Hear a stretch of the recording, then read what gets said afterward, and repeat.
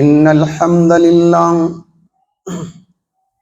إن الحمد لله نحمده ونستعينه ونستغفره ونعوذ بالله من شرور أنفسنا ومن سيئات أعمالنا من يهده الله فلا مضل له ومن يضلله فلا هادي له وأشهد أن لا إله إلا الله وحده لا شريك له وأشهد أن محمدا عبده ورسوله يا أيها الذين آمنوا اتقوا الله حق تقاته ولا تموتن إلا وأنتم مسلمون يا أيها الناس اتقوا ربكم الذي خلقكم من نفس واحدة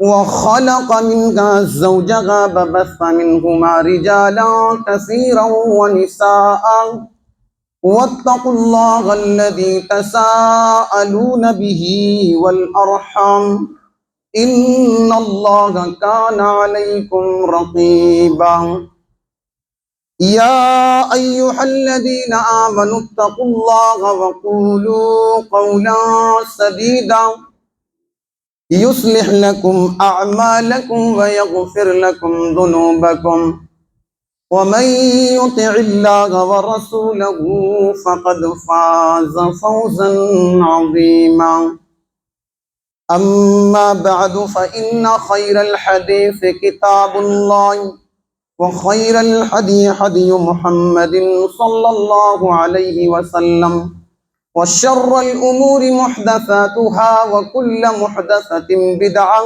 وكل بدعة ضلالة وكل ضلالة في النار أعوذ بالله من الشيطان الرجيم بسم الله الرحمن الرحيم حتى إذا جاء أحدهم الموت قال رب ارجعون لعلي أعمل صالحا فيما تركت كلا إنها كلمة هو قائلها ومن ورائهم برزخ إلى يوم يبعثون.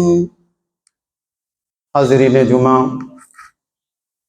اسلامی ماؤں اور بہنوں،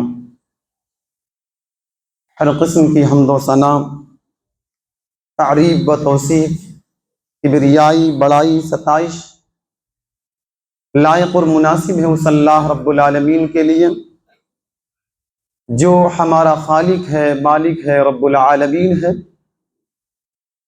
سبحان اللہ و بحمدی، سبحان اللہ العظیم، سبحان اللہ و بحمدی عدد خلقی ورضا نفسی وزنت عرشی ومداد کلماتی.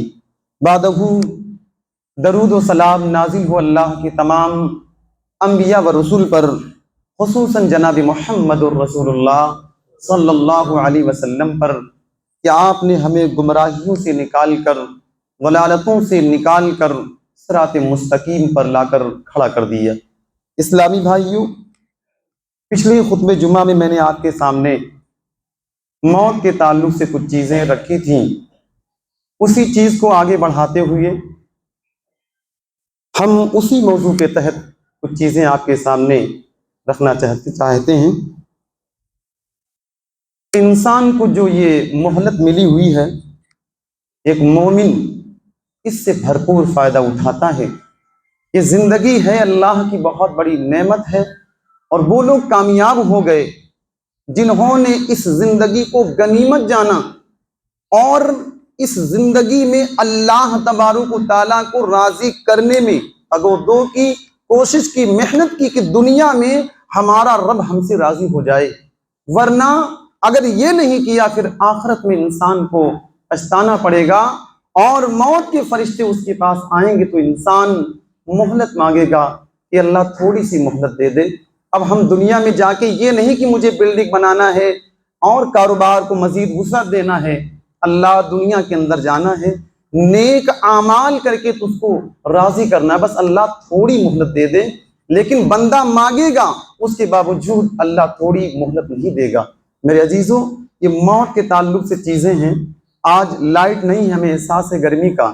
انسان اگر قبر کی گرمی کو یاد کر لے، یہاں تو کچھ پنکھا چل رہے ہیں، وہاں پر کچھ لوگ ہوتے ہیں کہ وہ درخت لگا دیتے ہیں ابا تاکہ اس کا سایہ دھوپ نہ آئے. یہ اس کی سب کوئی حقیقت نہیں. آپ اپنے دماغ سے وہاں پہ درخت لگا رہے ہو، اس کا کوئی فائدہ نہیں ملنے والا ابا کو. ہاں ابا نیک اعمال کر گئے ہیں تو یہ سایہ ہو جائے گا. بیٹا نیک ہے، ان کی طرف سے اللہ کے راستے میں صدقہ کر دے، یہ فائدہ ابا کو ہوگا. ایسا نہیں کہ درخت لگا دیا اور کچھ تان دیا اس پر کہ دھوپ نہیں لگے گی ابا کو آرام. ایسا نہیں ہے. تو میں کہہ رہا تھا کہ آخرت کی گرمی، قبر کی گرمی آدمی یاد کر لے تو یہ گرمی فوراً سے بھول جائے گا. قرآن کریم کی آیت کریمہ سورہ مومنون کی 99 اور 100 ہم نے آپ کے سامنے تلاوت کی ہے. اس کے اندر بھی اللہ تبارک و تعالیٰ اسی حقیقت کی طرف اشارہ کر رہا ہے. حَتَّى إِذَا جَاءَ أَحَدَهُمُ الْمَوْتُ قَالَ رَبِّ ارْجِعُونِ. یہاں تک کہ کسی کافر، اللہ کے نافرمان گناہگار کے پاس موت آتی ہے، اللہ تبارک و تعالیٰ سے مہلت مانگتا ہے. قال رب ارجعون، اللہ تبارک و تعالیٰ تو مجھے واپس دنیا میں بھیج دے، اللہ تھوڑی مہلت دے دے. حتی اذا جاء احدهم الموت قال رب ارجعون لعلی اعمل صالحا فیما ترکت کلا. اے اللہ میں دنیا میں واپس جانا چاہتا ہوں. اللہ دنیا کی وہ زندگی ہم نے غفلت میں گزاری تھی، اللہ ہم جانا چاہتے تو ہمیں دنیا کے اندر دوبارہ بھیج دے، ہم نیک عمل کریں گے، اللہ تھوڑی سی مجھے مہلت اور دے دے. اللہ تبارک و تعالیٰ کہتا ہے یہ تو باتیں ہیں، ہر ایک آدمی کہتا ہے، ایسا نہیں کہ تیرے کہنے سے تجھ کو مہلت مل جائے گی. اللہ رب العالمین نے جو موت آ گئی پھر تم مہلت مانگو گے اللہ تبارک و تعالیٰ سے، مہلت نہیں ملنے کی، اور چلا گیا انسان. وہیں سے برزخی زندگی شروع ہو گئی یہاں تک کہ قیامت قائم ہو جائے. برزخ کی زندگی ہے وہ. سورہ سجدہ پڑھیے آیت نمبر 12، اس کے بھی اندر بھی اللہ تبارک و تعالیٰ نے یہی کہا وَلَوْ تَرَىٰ إِذِ الْمُجْرِمُونَ نَاكِسُو رُءُوسِهِمْ عِنْدَ رَبِّهِمْ. اے اللہ کے نبی کاش آپ وہ منظر دیکھ لیتے.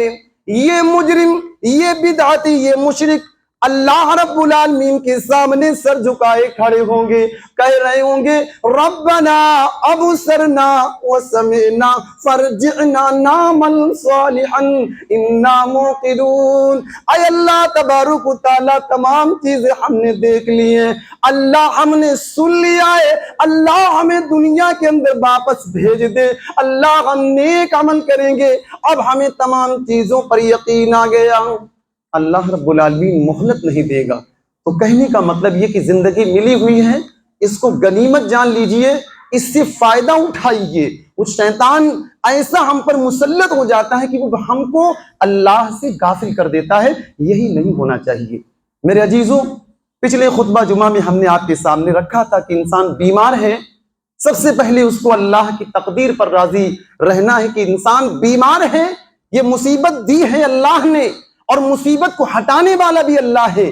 جائز جو طریقہ ہے علاج وغیرہ انسان کرائے گا، اور جزا فضا نہیں کرتا ہے، گلے شکوے نہیں کرتا ہے، تقدیر پر راضی رہتا ہے، صبر کرتا ہے، اور اس کے بعد اللہ سے اچھی امید رکھتا ہے. اور مصیبت بہت سخت ہے پھر بھی وہ موت کی تمنا نہیں کرتا، بلکہ اللہ سے اچھی امید کرتا ہے، اور بڑی سے بڑی مصیبت ہو جائے موت کی تمنا نہیں کرتا. اگر ضروری سمجھتا تو یہی کہتا کہ اللہ جب تک زندگی ہمارے لیے بہتر ہو تو ہمیں زندہ رکھنا، جب موت ہمارے لیے بہتر ہو تو اللہ ہمیں موت دے دینا، ہمارا انتقال، ہماری وفات ہو جائے اللہ ہمیں اٹھا لینا، یہ وہ کہتا ہے. پھر میں نے بتایا تھا کہ وصیت اب تو شریعت نے حصہ متعین کر دیا، ان کو وصیت نہیں کرنا.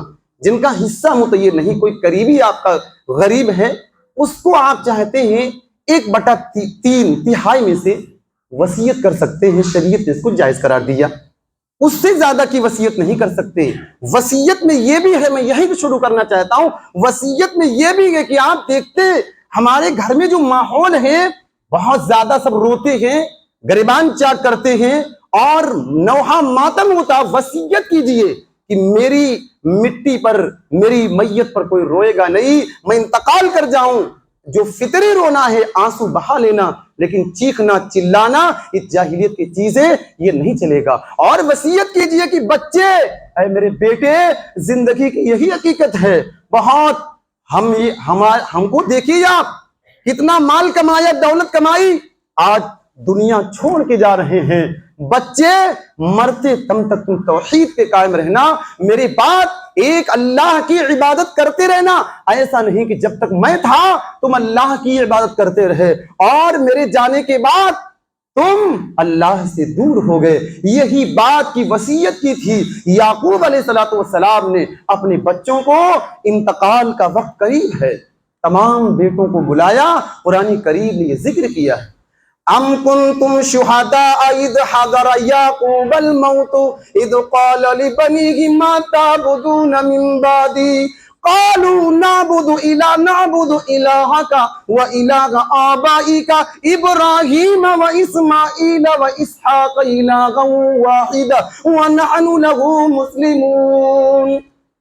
یاد کرو اس وقت کو جب یعقوب علیہ السلام کے پاس موت کا وقت آ گیا، تمام بچوں کو بلایا اور کہہ رہے ہیں میرے بچوں، فکر یہ ہے کہ میری بات، میری اولاد کے دین کا کیا ہوگا، توحید کا کیا ہوگا۔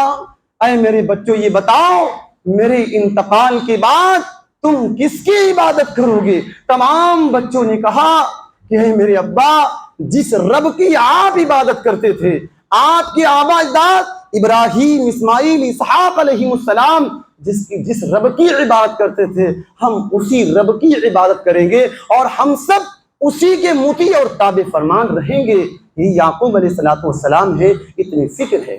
میرے بھائیو اگلا اسٹیپ دیکھیے کہ انسان بالکل موت قریب ہے، اب یہ مرحلہ آتا ہے جو حاضرین اس کے پاس ہیں، وہ اس کو کلمہ کی وصیت کریں۔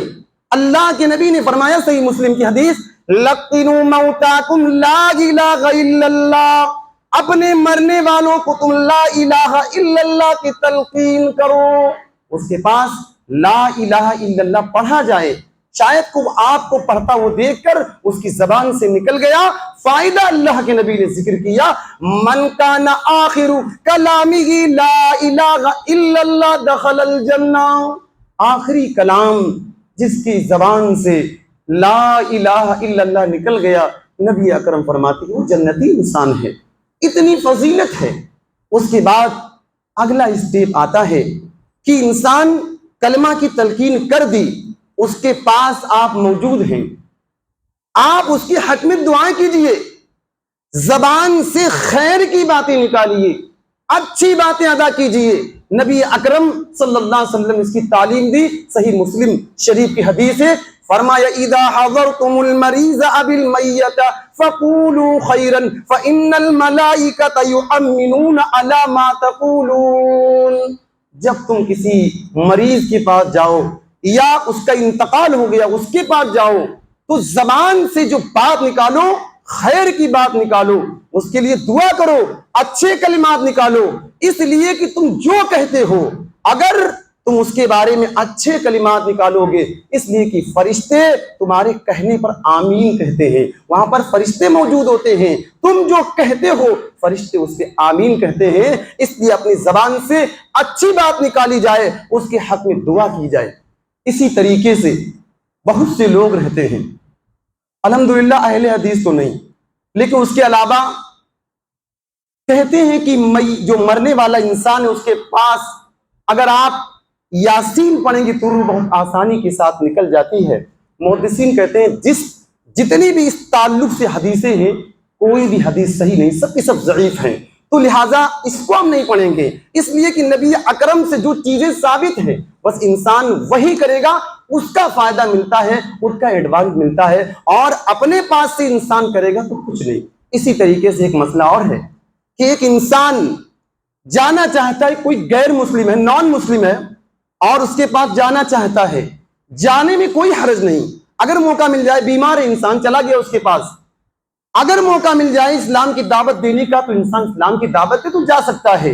نبی اکرم صحیح بخاری شریف کی وہ حدیث، ایک یہودی لڑکا اللہ کے رسول کی خدمت کیا کرتا تھا، وہ بچہ بیمار ہو گیا، نبی اکرم صلی اللہ علیہ وسلم اس کے پاس گئے، اس کے سر کے پاس بیٹھے، آپ نے دیکھا کہ اچھا موقع ہے، آپ نے فرمایا اسلم، فنظر الى ابیہ وهو عنده فقال اطع ابا القاسم، فخرج النبي صلى الله عليه وسلم وهو يقول الحمد لله الذي انقذه من النار۔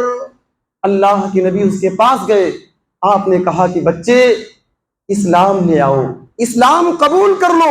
فوراً سے بچے نے باپ کی طرف دیکھا، باپ نے کہا کہ جو ابو القاسم، آپ کی کنیت کہا، جو کہہ رہے ہیں بچے مان لو، اس نے اسلام قبول کر لیا۔ نبی اکرم نکلے اور کہہ رہے تھے تمام طرح کی تعریف اس اللہ کے لیے جس نے میرے ذریعے سے اس بچے کو جہنم کی آگ سے بچا لیا۔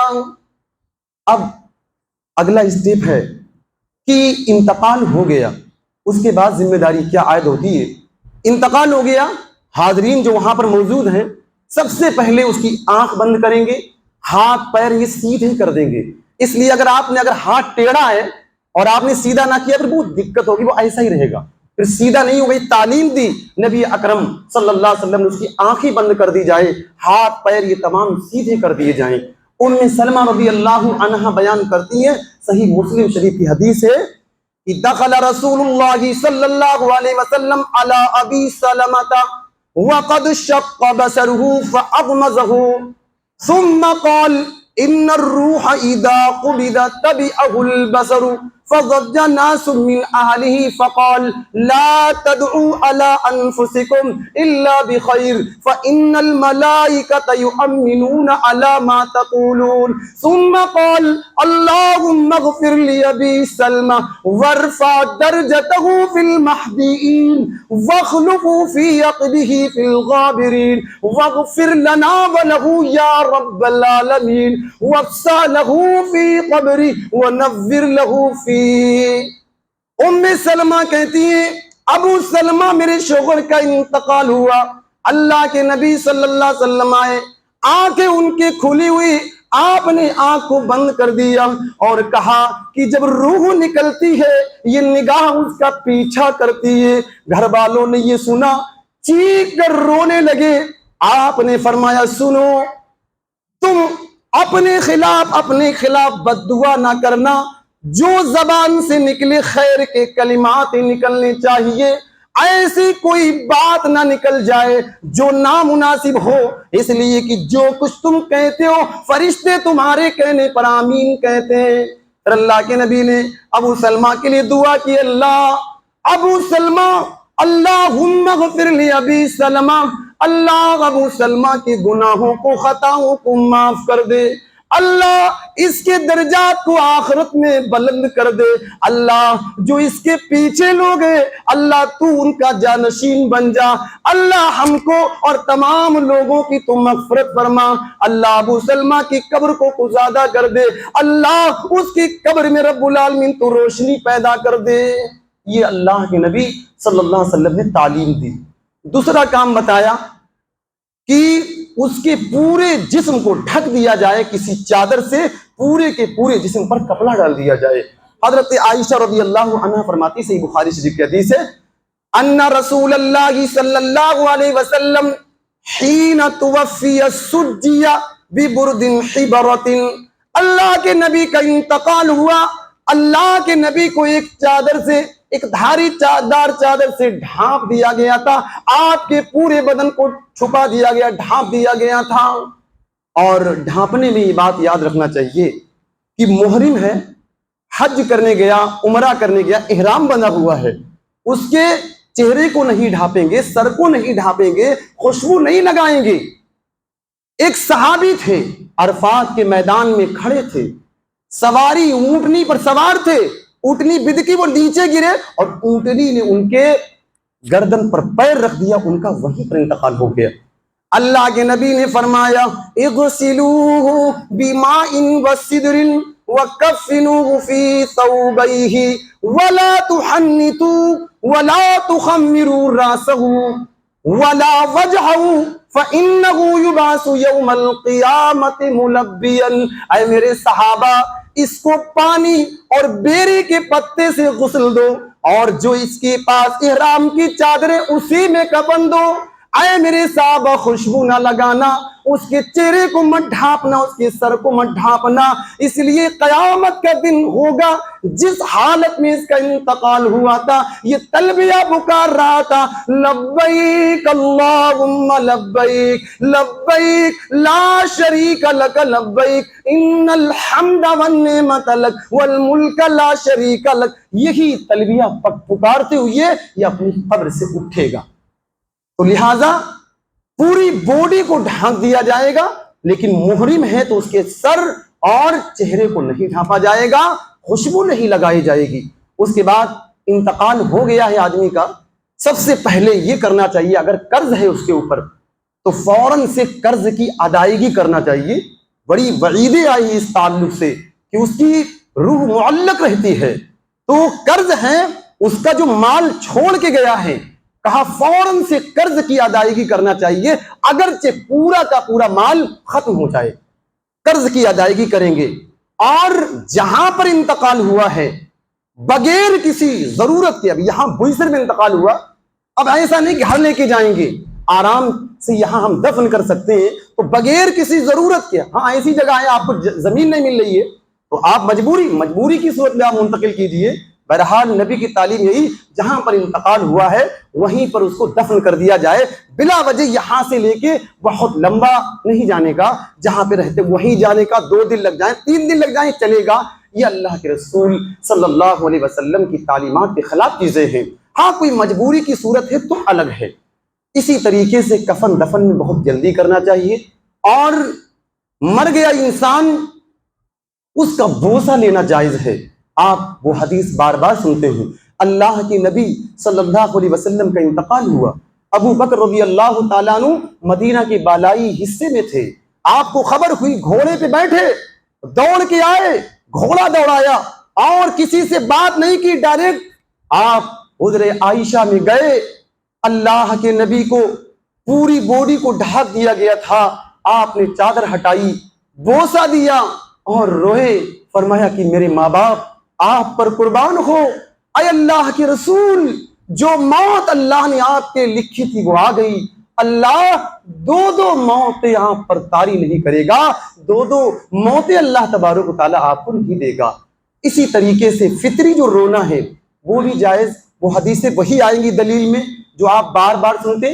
اللہ کے رسول صلی اللہ علیہ وسلم کے بیٹے حضرت ابراہیم کا انتقال ہوا، حضرت انس رضی اللہ تعالیٰ عنہ کہتے کہ ہم لوگ تھے، اللہ کے رسول کے بیٹے جو ابراہیم، وہ ایک گھرانے میں پرورش پاتے تھے، وہیں پہ وہ رہتے تھے، ان کا نام ابو سیف تھا، یعنی رضائی بھائی، تو وہیں پر تھے، اللہ کے رسول دیکھنے کے لیے جایا کرتے تھے۔ ایک مرتبہ گئے، حضرت انس کہتے ہیں کہ بچہ آپ کا دم توڑ رہا تھا، آپ نے اپنے ہاتھ پر لیا، بے تحاشا آنکھوں سے آنسو نکلنے لگے۔ حضرت سعد بن عبادہ نے کہا اللہ کے رسول یہ میں کیا دیکھ رہا ہوں، آپ رو رہے ہیں، لگتا ہے کہ آپ کے اندر بھی صبر کا مادہ نہیں۔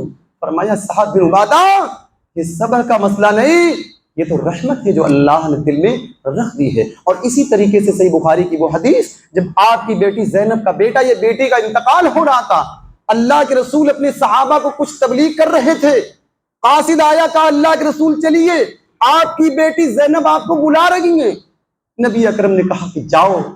قاصد نے بتایا کہ ان کا جو بیٹا ہے وہ آخری حالت چل رہی ہے، بیمار ہے بہت زیادہ۔ نبی اکرم نے کہا جاؤ اور میری بچی سے کہہ دو ان للہ ما اخذ وله ما اعطى وكل شيء عنده باجل مسمى فلتصبر ولتحتسب۔ بیٹی سے کہہ دو جو اللہ نے لے لیا وہ بھی اس کا، جو دیا وہ بھی اس کا، ہم تمام کے تمام اللہ کے لیے اللہ کی طرف جانا ہے، جس کا ہر ایک کا متعینہ وقت ہے، جب آ گیا ہر ایک کو جانا ہے۔ میری بچی سے کہہ دو وہ صبر کرے، اللہ کی تقدیر پر راضی رہے۔ پھر بچی نے قاصد کو بھیجا، قسم کی اللہ کی قسم دینا ابا کو جناب محمد رسول اللہ کو آنا، اللہ کے رسول آئے، اس بیٹے کو اپنے ہاتھ میں لیا، بیٹا اکھڑی اکھڑی سانسیں لے رہا تھا، آپ کے بازو پر اس کا انتقال ہو گیا۔ نبی اکرم یہ منظر دیکھ کر رونے لگے۔ آپ کے ساتھ صحابہ اکرام تھے۔ حضرت سعد بن عبادہ نے کہا اللہ کے نبی یہ کیا میں دیکھ رہا ہوں، آپ رو رہے ہیں۔ آپ نے رونے سے منع کیا، فرمایا ھذہ رحمت جعلہ اللہ فی قلوب عبادہ وانما یرحم اللہ من عباد الرحماء۔ اے سعد بن عبادہ، یہ تو اللہ رب العالمین کی رحمت ہے جو اس نے اپنے بندوں کے دلوں میں رکھ دی ہے۔ اللہ بھی انہی لوگوں پر رحم کرتا ہے جو اپنے بندوں، اللہ کے بندوں پر رحم کرتے ہیں۔ میرے بھائیوں، اس کے بعد غسل کا مسئلہ آتا ہے، بڑا ٹٹیما رہتا ہے غسل کیسے دیا جائے۔ میں پوچھنا چاہتا ہوں غسل جنابت انسان کرتا کیسے کرتا ہے؟ غسل جنابت کا طریقہ کیا ہے؟ سب سے پہلے انسان اپنے ہاتھوں کو دھلے گا، دھلنے کے بعد انسان اپنی شرمگاہ کو دھلے گا، جو وضو کا طریقہ بسم اللہ کہتا ہے، انسان شرمگاہ کو دھلتا ہے۔ سب سے پہلے غسل جنابت میں شرمگاہ کو دھلنے کے بعد پھر صابن سے اپنے ہاتھ دھلتا ہے، پھر ویسے ہی وضو کرتا ہے جیسے نماز میں وضو کیا جاتا ہے، سیم وہی پیٹرن۔ بس علماء یہ کہتے ہیں کہ جو مسح ہے وہ نہ کرے، بعض کہتے ہیں کر لے تو کوئی حرج نہیں، بعض کہتے ہیں کہ پانی میں تر کر کے وہ جڑوں تک پانی پہنچائے گا، پھر داہنی طرف سے 3 مرتبہ پانی ڈال دے گا، بائیں طرف یہ غسل ہو گیا۔ ایسے ہی مر گیا مردہ تو وہ مرنے والا اسے لیٹا ہوا ہے، سب سے پہلے اس کا سر تھوڑا سا اٹھایا جائے گا تاکہ گندگی، اس کا پیٹ کو دبایا جائے گا تاکہ گندگی وغیرہ نکل جائے، اس کو صاف کر کے پھر ویسے ہی اس کو وضو کرایا جائے گا جیسے ہم لوگ وضو کرتے ہیں۔ وضو کرانے کے بعد دائیں مرتبہ سے 3 مرتبہ اسٹارٹ کریں گے اور پھر بائیں مرتبہ سے۔ یہ غسل بہت آسان طریقہ ہے جیسے ہم غسل کرتے ہیں۔ ہاں صابن لگانا چاہیے، آخر میں کافور ملا لیا جائے، جو صفائی والی چیزیں وہ کرنا چاہیے۔ تو یہ بہت ٹٹیما کھڑا کیا جاتا ہے لیکن بہت آسان مسئلہ ہے یہ غسل کا۔ اور دوسرا مسئلہ یہ ہے غسل کے تعلق سے، اگر عورت ہے تو اس کو غسل دینے کے بعد عورتیں غسل دیں گی اور اس کی سر کی 3 چوٹی کریں گی اور پیچھے کی طرف 3 چوٹیاں بنا کے پیچھے کی طرف اس کی ڈال دی جائیں گی۔ اور ایک اہم مسئلہ یہ آتا ہے، مسلمانوں میں سے کچھ لوگ ایسے ہیں وہ کہتے ہیں کہ انتقال ہوا میاں بیوی، جیسے انتقال بیوی کا انتقال بس نکاح ٹوٹ گیا، اب یہ شوہر چہرہ بھی نہیں دیکھ سکتا۔ محمد الرسول اللہ کہتے ہیں کہ غسل دے سکتا، میاں بیوی ایک دوسرے کو غسل دے سکتے ہیں، اور یہ کہہ رہا کہ نکاح چہرہ نہیں دیکھ سکتا۔ صحیح ابن ماجہ کی روایت ہے کہ حضرت عائشہ کہتی ہیں کہ اللہ کے رسول صلی اللہ علیہ وسلم ایک جنازے میں گئے تھے، آپ آئے، رجع رسول اللہ صلی اللہ علیہ وسلم من جنازۃ بالبقیع وانا اجد صداعا في راسي واقول وراسا فقال بل انا وراسا فقال ما ذرك لو مت قبلی فغسلتکی وکفنتکی ثم صلیت علیکی ودفنتکی۔ حضرت عائشہ کہتی اللہ کے نبی ایک جنازے میں گئے اور واپس آئے، میں اپنا سر پکڑ کے بیٹھ گئی، اللہ کے نبی میرا سر پھٹا جا رہا ہے، میرے سر میں بہت زیادہ درد ہے۔ اللہ کے نبی نے فرمایا اے عائشہ بلکہ میرا سر بہت دکھ رہا ہے۔ آپ نے فرمایا اے عائشہ تمہیں کیا فکر ہے، اگر تمہارا انتقال ہو گیا میں محمد الرسول اللہ اپنے ہاتھوں سے تمہیں غسل دوں گا، تمہیں کفن پہناؤں گا، جنازے کی نماز پڑھوں گا، تمہیں دفن کر دوں گا۔ حضرت عائشہ کہا کرتی تھی، صحیح ابن ماجہ کی روایت، لو کنت استقبلت من امری مستدبرت ما غسل النبی صلی اللہ علیہ وسلم غیر نسائہ، کہ اس چیز کا علم ہمیں بعد میں ہوا، کاش اگر پہلے ہمیں اس چیز کا علم ہو جاتا محمد الرسول اللہ کو آپ کی بیویوں کے علاوہ کوئی اور غسل نہ دیتا۔ تو بہت چھوٹا سا مسئلہ ہے لیکن بڑا پیچیدہ بنا دیا گیا۔ تو میاں بیوی ایک دوسرے کو غسل دے سکتے۔ ایک مسئلہ اور آتا ہے کہ غسل انسان نے دے دیا، اب آتا ہے کہ اس کو نہانا ضروری ہے، لوگ کہتے ہیں ایسا نہیں کہ وہ ناپاک تھا آپ ناپاک ہو گئے، نبی نے کہا نہا لو تو بہتر ہے، نہ نہاؤ تو کوئی حرج نہیں، اگر انسان کا دل مطمئن ہے تو نہا لے، بہرحال ضروری نہیں ہے کہ اس کو نہانا ہی ہے۔ اس کے بعد یہ غسل ہو گیا، غسل کے بعد کفن کا مسئلہ آتا ہے. کفن اب دیکھیے اس میں بڑا ڈمہ رہتا ہے. مولانا سے پوچھا جاتا کتنا کپڑا چاہیے, مولانا کو کیا معلوم, کوئی 17 میٹر, کوئی 15 میٹر چار, جو ہم لوگوں نے پڑھا وہ سب نہیں بتایا کہ کتنا کپڑا کیا ہے. یہ ہے کہ اللہ کے نبی کا انتقال ہوا, 3 چادروں میں آپ کو کفن دیا گیا, 3 چادر. علامہ البانی کہتے ہیں لہٰذا جو کہتے ہیں کہ عورت کو 5 کپڑے میں کفن دینا چاہیے, اس میں ایک تو کرتا ہوگا, ازار ہوگی, ایک دوپٹہ ہوگا اور 2 چادریں, 5 ہو گئے. کہا یہ روایت اس میں 2 کمیاں ہیں. کہتے ایک تو نوح بن حکیم, اس کو محدثین نے ضعیف قرار دیا, اور دوسرے کہتے ہیں اس میں ایک راوی داؤد, کہا وہ مجہول ہے, اس کے بارے میں کچھ پتا نہیں.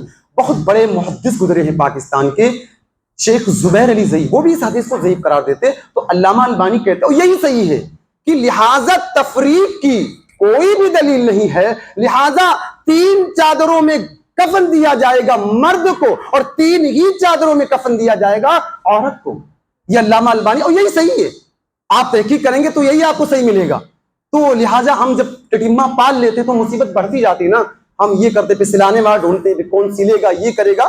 تو لہٰذا یہ دماغ آدمی لگاتا, تو عورت ہے تو زیادہ پردہ, وہ دماغ اس کا کہتا ہے کہ زیادہ پردہ, لہٰذا 5 ماہ تو صحیح ہے, پھر وہ اس کے دماغ کہتا ہے. لیکن علامہ البانی کہتے ہیں نبی کی جو حدیث ہے کوئی ایک حدیث بھی تفریق کے تعلق سے نہیں, لہٰذا 3 چادروں میں کفن دیا جائے گا مرد کو بھی, اور 3 چادروں میں کفن دیا جائے گا عورت کو بھی. اسی طریقے سے اگلا مسئلہ ہے کہ یہ کفن کہتے ضروری نہیں کہ سب وائٹ ہو. یہ ہی اللہ کے نبی نے ابھارا ہے کہ سفید کپڑا مل جائے, ہاں نہ ملے, آپ ایسا نہیں کہ کلر دار چل نہیں سکتا ہے, کلر دار بھی چل سکتا ہے, ضروری نہیں کہ شرط ہوتا کہ سفید کے علاوہ ہوگا ہی نہیں.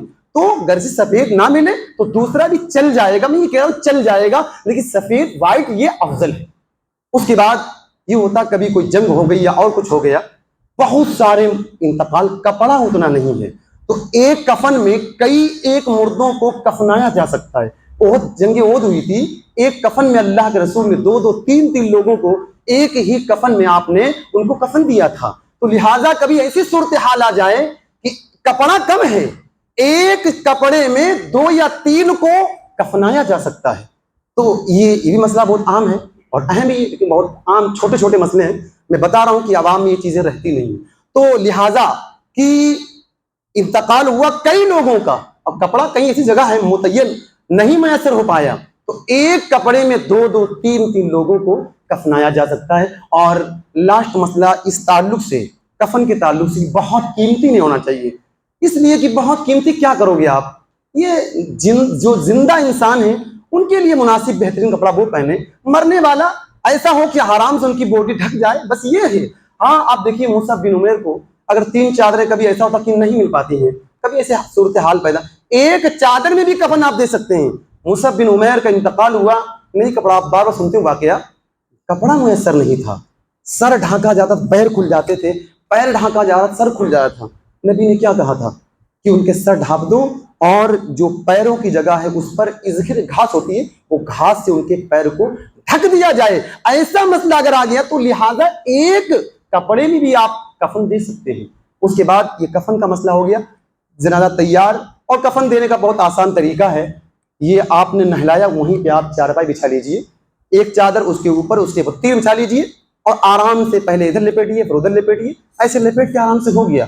سر کے پاس باندھ دیجیے, آپ پیر میں اتنا نکال دیجیے, پیر کے پاس گانٹ لگا دیجیے بیچ میں, اور قبر میں اتاریں گے تو یہ گانٹ کھول دیں گے. اس کے بعد یہ ہو گیا. اس کے بعد آتا اٹھا کر چلنا, جنازے کو لے کے جا رہے ہیں ہم جنازے گاہ میں, تو اٹھا کے چلنا. تو لہٰذا بہت جگہ آپ دیکھیں گے 30 لوگ پڑھتے لا الہ الا اللہ محمد الرسول اللہ. علامہ البانی تمام اذکار کو بدعت قرار دیتے کہ اٹھا کے چل رہے ہو, یہ یاد کرو آج ہم اس کو لے کر جا رہے ہیں کہ وہ یاد کرنے, آخرت کو, اپنی موت کے یاد کرنے کا وقت ہو. وہ اذکار کا وقت نہیں کہ بلند آواز سے اذکار کیے جائیں. علامہ البانی کہتے ہیں بدعات کے زمرے میں آتا ہے. لہذا اس موقع پر انسان یہ تصور کرے آج اس کو ہم لے کے اپنی کندھوں پر جا رہے ہیں, کل ایسے ہی ہم کو بھی کوئی نہ کوئی لے کے جائے گا. لہذا عبرت پکڑو اور موت کی تیاری کرو, یہ ہونا چاہیے. تو اس کو اٹھا کر لے کے جا رہے ہیں, اس کے آگے پیچھے دائیں بائیں ہر طرف چلا جا سکتا ہے۔ نبی نے کہا اگر سوار ہو تو اس کو چاہیے کہ پیچھے پیچھے چلے۔ اور یہ بھی ہے، ہمارا تو جنازہ بہت جو جہاں پڑھتے ہیں بہت دور ہے، نبی نے کہا ہاتھوں سے کندھوں سے اٹھا کر لے جانا چاہیے، اس لیے کہ اٹھا کر لے جاتے ہیں بڑی عبرتیں ہوتی ہیں، انسان کلیجہ کانپتا رہتا ہے کہ ایسے ہی ہم کو لے کے جائے گا، گاڑی میں لے جائیں گے تو تصور آپ کو نہیں ملے گا، لیکن کچھ مجبوری ہوتی ہے، کون بہت لمبا پڑتا ہم لوگوں کا جو قریب ہیں، تو طریقہ یہی چلا آ رہا ہے کہ پیدل ہی لے کے جایا جائے جنازے کو۔ اس کے بعد جنازہ لے کے جا رہے ہیں، ایک پہلے یہ صورت تھی کہ اس کو دیکھ کر کھڑا ہونا ہو، باقی نبی نے منع کر دیا کہ پھر کھڑا نہیں ہونا ہے، پہلے شروع میں یہ تھا، پھر بعد میں یہ حدیث منسوخ ہو گئی، بہت سے علماء اس کو منسوخ، علامہ البانی بھی اس کو منسوخ کہتے ہیں کہ پہلے شروع میں یہ حکم تھا کوئی جنازہ ہے اس کو دیکھ کے آپ کو کھڑے ہو جانا ہے، پھر اس کو ختم کر دیا گیا۔ اس کے بعد آتا ہے مسئلہ جنازے کی نماز کا۔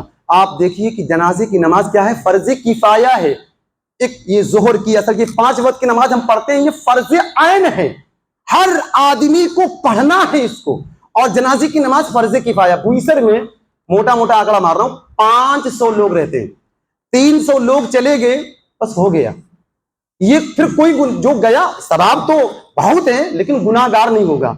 500 لوگوں میں سے کوئی نہیں گیا، سارے کے سارے بستی والے گناہگار ہوں گے۔ یہ ہوتا ہے فرض کفایہ، کچھ لوگ کر دیں سب کی طرف سے پورا ہو جائے، تو فرض کفایہ ہے۔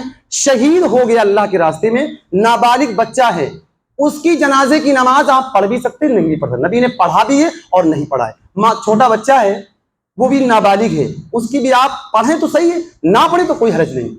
اللہ کے رسول کا بیٹا ابراہیم، اس کا انتقال ہوا تھا، 18 مہینے کا ہو گیا تھا، اللہ کے نبی نے جنازے کی نماز نہیں پڑھی، معصوم بچہ ہے وہ، ایسے ہی دفن کر دیا۔ لہٰذا اس میں علماء کہتے ہیں کہ بچہ 4 مہینے میں روح پڑتی ہے بچے کے اندر، 4 مہینے کا ہو گیا، اس سے پہلے اگر ساقط ہو گیا پھر آپ جنازے کی نماز نہیں پڑھتے، وہ مطلب ہے ہی نہیں کچھ، اس کو میت کہیں نہیں جائے، کچھ ہے نہیں، وہ جان نہیں پڑی اس میں۔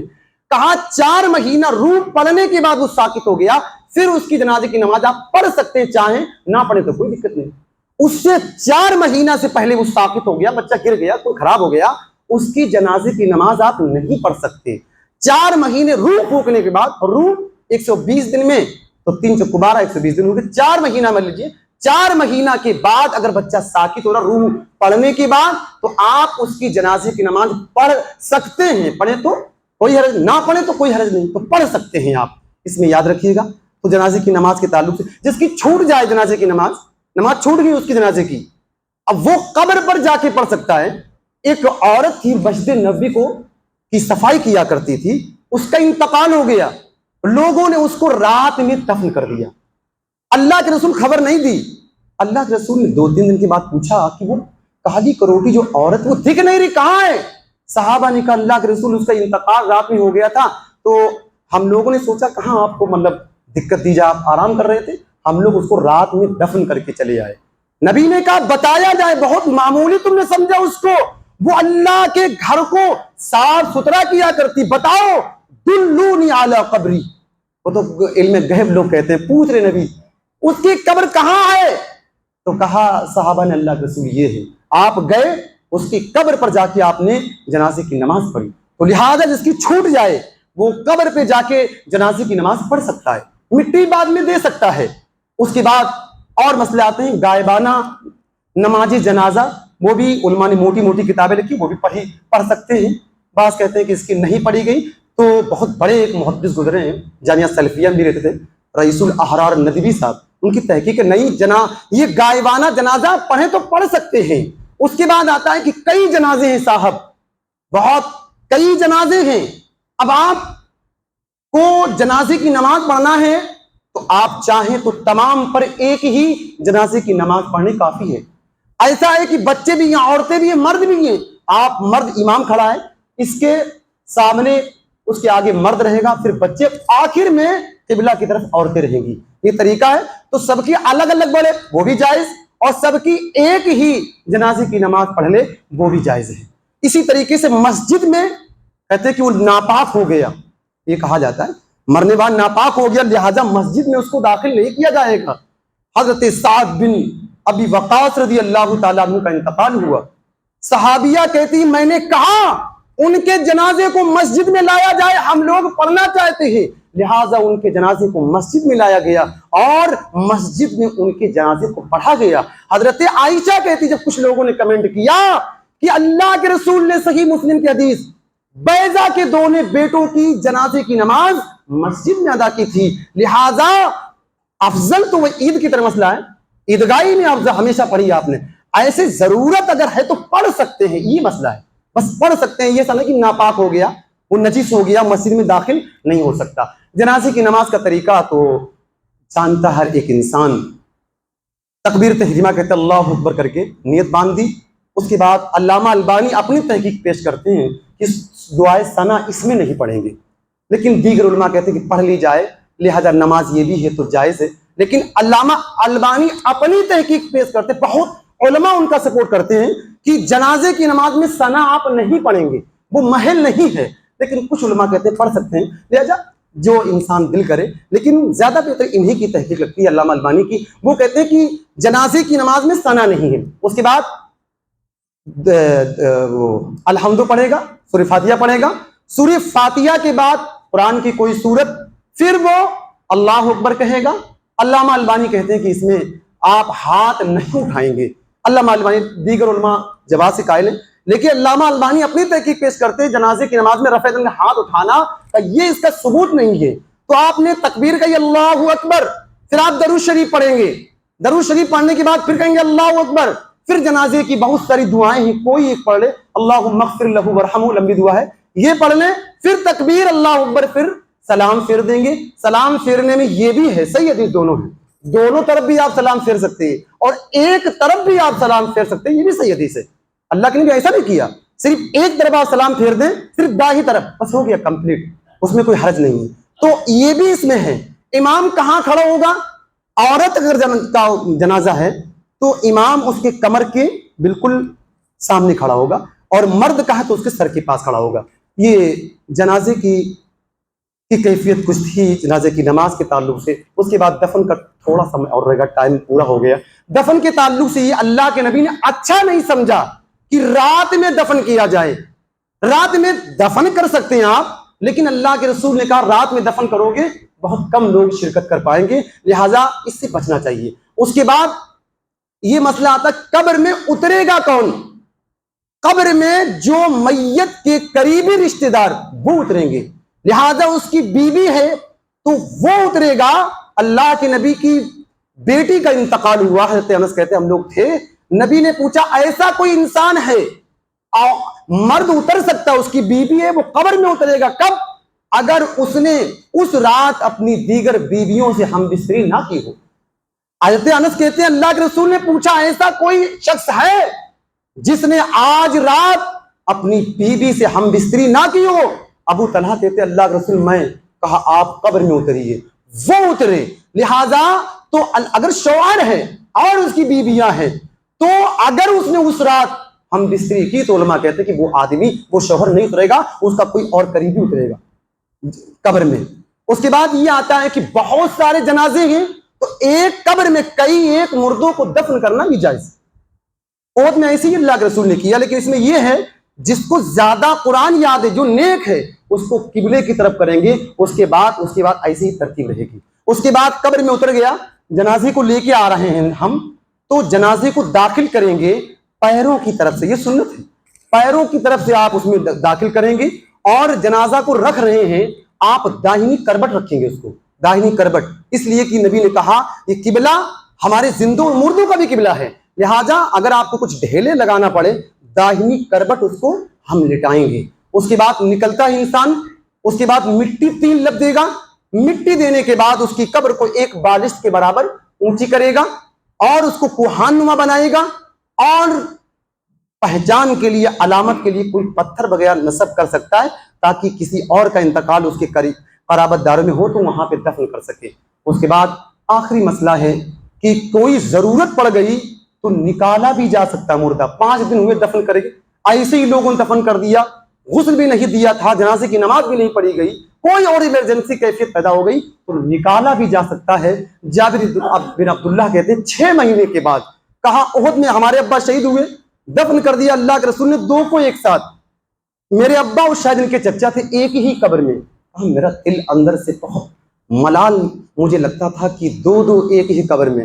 6 مہینے کے بعد کا میں نے قبر کھودی اور اپنے ابا کو الگ دفن کیا. کہا 6 مہینے کے بعد جیسا ہم نے ان کو دفن کیا تھا ویسے ہی باڈی تھی، بس معمولی سا کان ڈیمیج ہوا تھا، باقی پوری کی پوری، یہ کرامت تھی ان کی، پوری کی پوری ڈیڈ باڈی ان کی ویسی ہی رکھی تھی. یہ کچھ مسائل تھے. اللہ تبارک و تعالیٰ سے دعا ہے اللہ تبارک و تعالیٰ جو ہم نے مسائل بیان کیے، اللہ تبارک و تعالیٰ ہم تمام کو ان پر عمل کرنے کی توفیق عطا فرما. رب العالمین ہمیں صحیح معنوں میں اللہ تبارک و تعالیٰ اپنی موت کی تیاری کرنے والا بنا. رب العالمین ہم میں سے جو بیمار ہوں اللہ تبارک و تعالیٰ تو اپنی رحمت سے ان کو شفا یاب کر دے. بہت پریشان ہیں کچھ لوگ ہیں، اللہ تبارک و تعالیٰ ان کو شفا یاب کر دے. رب العالمین جو دنیا سے چلے گئے ہیں اللہ تبارک و تعالیٰ ہمیں نہیں معلوم وہ کس حال میں ہیں. اللہ تبارک و تعالیٰ ہم ان کے لیے دعا کرتے ہیں پروردگارہ اگر ان کو عذاب قبر ہو رہا ہو اللہ عذاب قبر کو ان سے دور کر دے. پروردگارہ کروٹ کروٹ ان کو جنت الفردوس میں اعلیٰ مقام عطا فرما. رب العالمین جب تک ہم کو زندہ رکھ، حالت اسلام پر زندہ رکھ، دنیا سے جائیں کلمہ لا الہ الا اللہ محمد الرسول اللہ ہماری زبان سے جاری و ساری ہو. وآخر دعوانا ان الحمد للہ رب العالمین.